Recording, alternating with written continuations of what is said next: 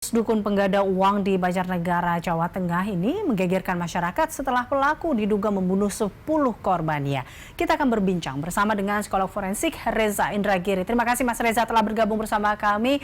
Mas Reza, bila melihat kasus dukun pengganda uang di Banjarnegara ini, seperti kita melihat kembali kasus sebelumnya yang baru-baru ini juga masih hangat, yaitu kasus Wawon CS. Modusnya sama, tipu-tipu penggandaan uang. Tanggapan Anda melihat terkait dengan kasus ini? Ya, baik kasus Wawon maupun kasus di Banjarnegara ini memang bisa disebut sebagai kasus pembunuhan majemuk atau multiple killing. Ya, sesuai dengan jumlah korban yang lebih dari 3, kemudian TKP-nya lebih dari 1, dan ada masa jeda antara satu insiden dengan insiden berikutnya. Nah, dengan memperhatikan 3 elemen itu, maka pada saat yang sama pelaku ini juga bisa disebut sebagai pelaku pembunuhan berseri, bukan spree killer, bukan yang lain-lain, tapi merupakan serial killer. Oke, melihat bahwa motif ini adalah serial killer Banjarnegara, tapi juga sebelumnya juga kita sempat lihat serial killer Bekasi Cianjur kemarin. Ini bisa nggak sih, atau kita lihat bisa jadi di luar sana sebenarnya Mas Reza, bahwa kemungkinan masih banyak terjadi namun belum saja terungkap. Ini kalau diibaratkan seperti fenomena gunung es seperti itu kan, sebenarnya yang sekarang ya terlihat aja, tapi sebenarnya di bawah sana masih banyak lagi kasus-kasus terkait seperti ini.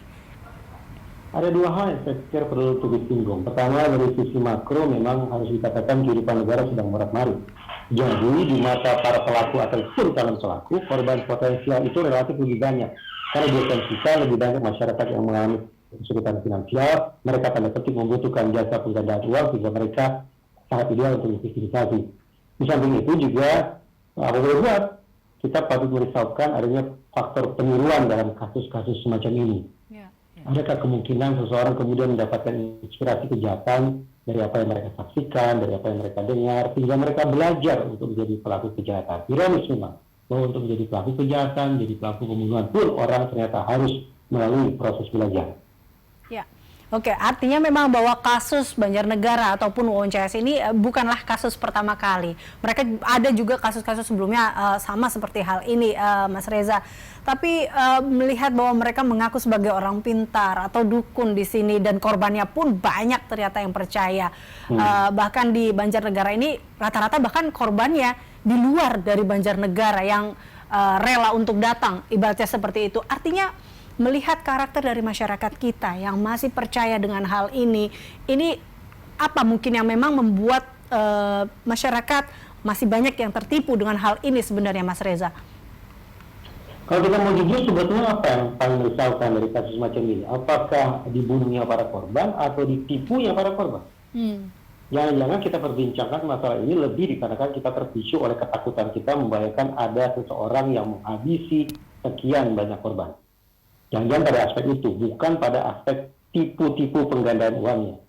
Kalau sebatas kita bicara tentang tipu-tipu penggandaan uang, ya, maka relatif mengedukasi masyarakat agar lebih waspada, agar lebih berhati-hati terhadap kampanye-kampanye jahat yang mengklaim bahwa seseorang bisa menggandakan uang relatif sederhana. Tinggal lagi bagaimana misalnya pihak kepolisian lewat Direktorat Humas atau lewat Babin Kaptipmas melakukan sosialisasi tentang adanya modus-modus kejahatan semacam ini. Tapi pada saat yang sama, bukankah kasus-kasus tipu-tipu semacam ini juga terjadi di kalangan atas? Investasi bodong A, investasi bodong B, ternyata tidak dialami oleh masyarakat kecil saja, tapi juga oleh masyarakat kelas atas. Betul. Baik, mungkin ada kalau berbicara tipu-tipu uang ini kemasannya banyak, bisa dibilang seperti itu, dan ini menjadi salah satunya. Tapi kalau dilihat apa yang memang harus diperhatikan dalam hal ini, Mas Reza, bila memang kita ingin menghentikan, paling tidak dengan kita melihat karakter masyarakat kita yang masih ada yang percaya dengan hal ini, apa yang harus dilakukan? Mungkin adakah peran tertentu dari pihak tertentu untuk menghentikan ini? Nah, sudahlah, dipilih saja. Don't trust anyone, itu saja prinsipnya. Kalau saya justru ingin mengirim pesan kepada pihak kepolisian, bahwa betapapun sekarang sudah diketahui ada sekitar 10 atau 11 korban, penting bagi polisi untuk terus mencari kemungkinan adanya korban-korban lain. Kenapa? Karena hitung-hitungannya begini. Ada riset yang menunjukkan bahwa pelaku pembunuhan berseri pertama kali melancarkan aksinya itu pada umur 27 tahun. Anggaplah kasus Banjarnegara ini pelakunya juga memulai aksinya pada umur 27 tahun. Nah, pelaku semacam ini akan mengincar korbannya dalam interval 34,5 bulan. Jadi kasarannya, setiap 35 bulan sekali dia akan mengincar korban baru. Nah, sekarang mari kita cek.